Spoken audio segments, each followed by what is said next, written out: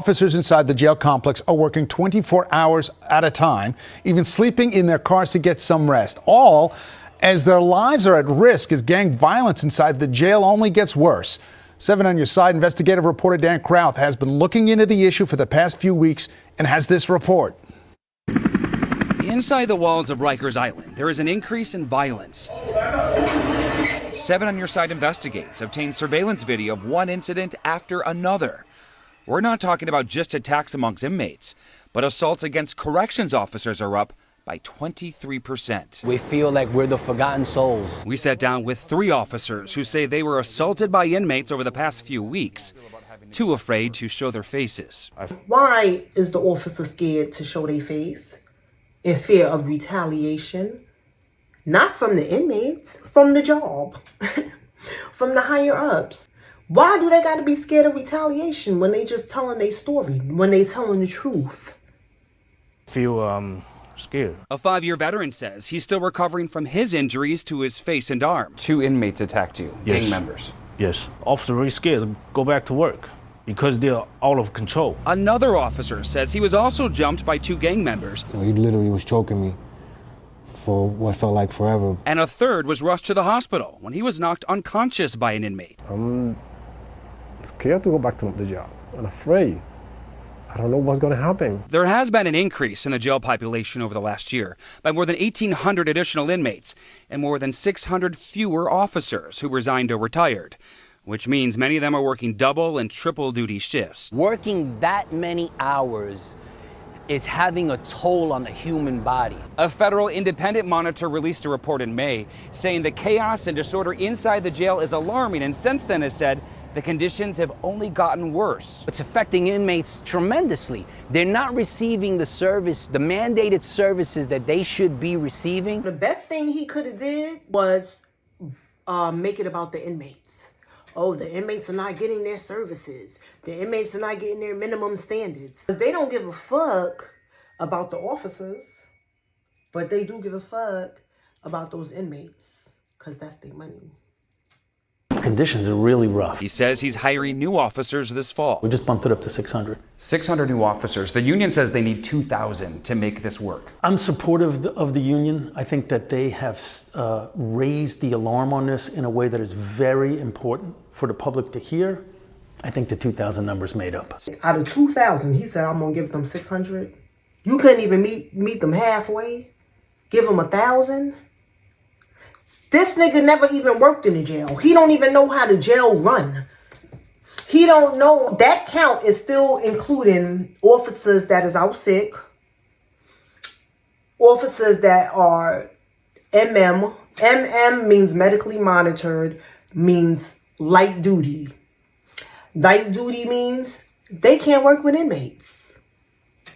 What good do they serve? What's their purpose? You can't work with inmates. Why are you here? So you can't even count them. But that's what he's counting.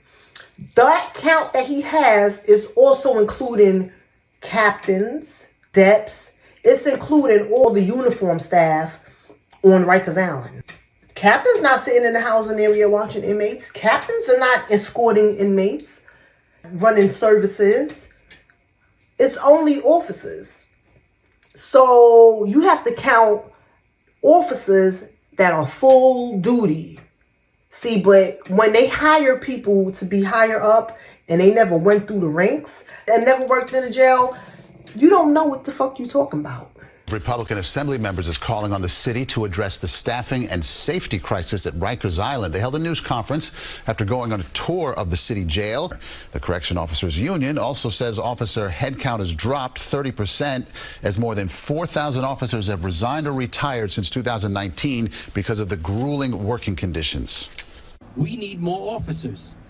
Our members are essential for operating safe jails. It is unsustainable to continue to expect us to provide more and more and perform exceptionally with less and less support. Why aren't they hiring more correction officers?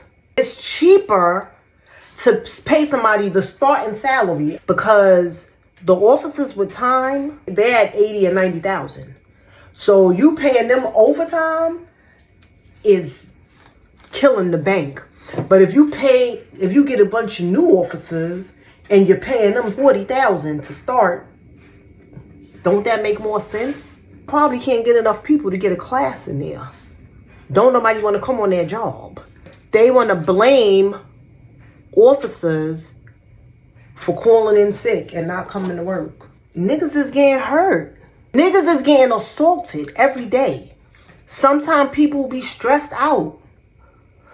Thinking about going to work just causes them anxiety. Niggas start having heart problems, high blood pressure, all kind of shit working on that job.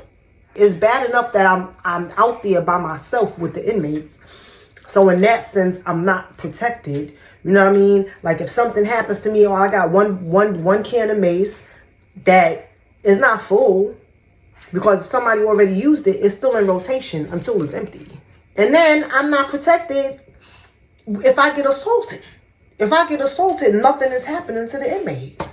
And then you're wondering why there's an increase in violence on inmates and correction officers. No shit, Sherlock, I bet. I bet, because there's no consequences for their actions. Y'all done canceled the punitive segregation, and then y'all not even rearresting these dudes. And if you do so happen to rearrest them, you run their time concurrent with the time that they already have. So they're not getting no extra time. Why would they stop being violent? Why? Nothing gonna happen. They might as well get their shit off. And now, we have a rising inmate population, and an inmate population that is the most violent that we've seen in years. And they want to know why we're out sick, because we're getting assaulted every day. And they're assaulting us with impunity.